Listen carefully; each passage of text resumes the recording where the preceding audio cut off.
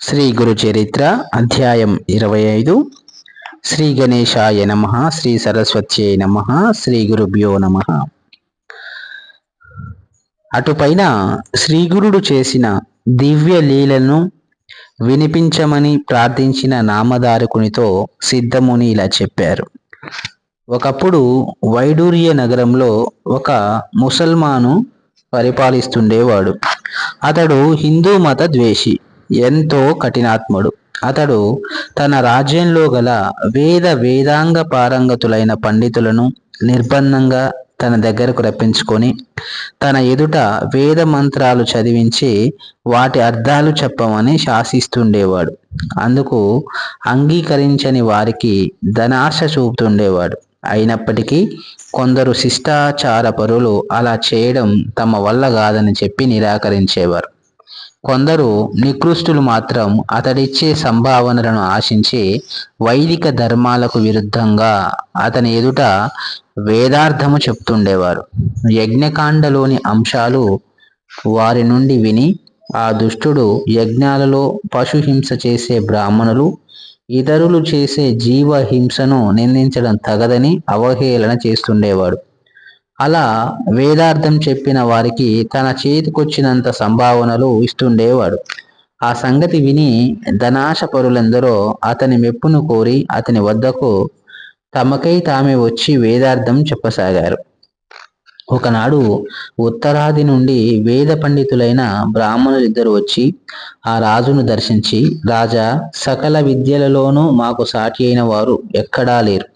మేము దేశంలోని పండితులను శాస్త్రవాదంతో ఎదుర్కొని జయించడానికి బయలుదేరాం. మీ రాజ్యంలో మాతో వాదించగల విద్వాంసులు ఎవరైనా ఉంటే పిలిపించండి, మా ప్రతిభ నిరూపించగలము అన్నారు.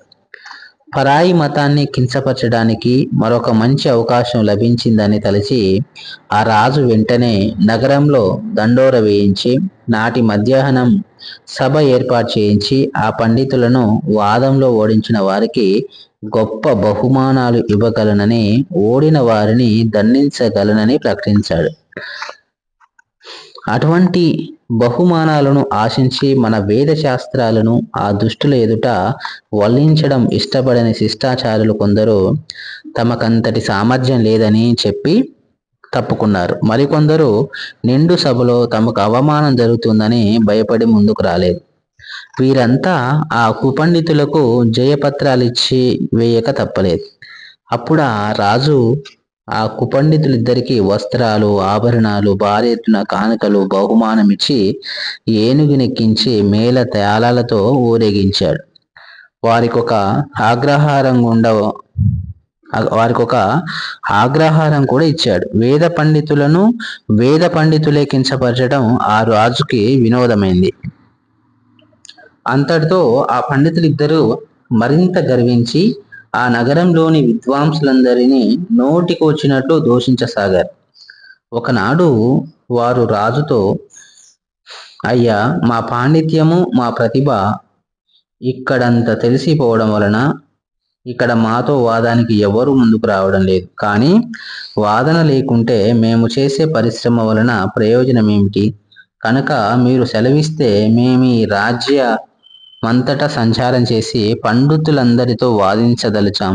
మీరు అనుమతిస్తే అలా దిగ్విజయం చేసి వారి నుండి జయపత్రికలు తీసుకురాగలము అని చెప్పారు. రాజు అందుకు అంగీకరించి వారిని సగౌరవంగా సాగనంపాడు.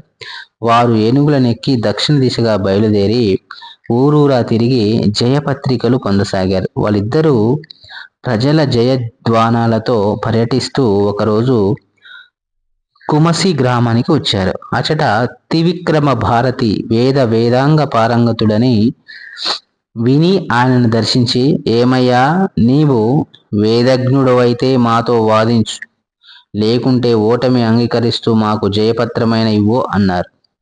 అందుకు త్రివిక్రమ భారతి, అయ్యా, నాకు వేదం రాదు. వచ్చి ఉంటే నేను కూడా మీలాగే రాజసన్మానాలు అందుకుంటూ భోగాలు అనుభవించేవాడినే కదా.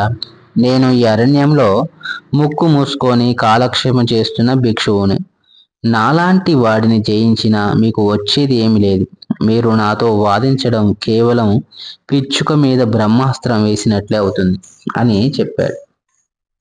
ఆ పండితులు, అయ్యా, మాతో వాదించగలవారు మాకెక్కడా కనిపించలేదు, కనుకనే మాకు లెక్కలేనన్ని జయపత్రాలు లభించాయి. అలాగే నీవు కూడా ఒకటి రాసివు, లేదా మాతో వాదించు అని పట్టుబట్టారు. అప్పుడు ఆ సన్యాసి, వీరికి గర్వం తలకెక్కింది. ఒళ్ళుపై తెలియకుండా సాటి పండితులందరినీ నిందిస్తున్నారు. వీరికి బుద్ధి చెప్పడానికి నా గురుదేవులే సమర్థులు. వారి దగ్గరికి వీరిని తీసుకుపోతానని ఆలోచించుకొని వాళ్లతో ఇలా అన్నాడు. పండితోత్తములారా, నేను స్వతంత్రుడును గాను. గంధర్వపురంలో మా గురుదేవులు ఉన్నారు. వారి ఆజ్ఞ తీసుకొని మీరు కోరినట్లే ఆ రెంటిలో ఏదో ఒకటి చేయగలను. మీరు కూడా నా వెంట గంధర్వపురానికి రండి. అందుక మందాదులు అంగీకరించి గంధర్వపురానికి బయలుదేరారు.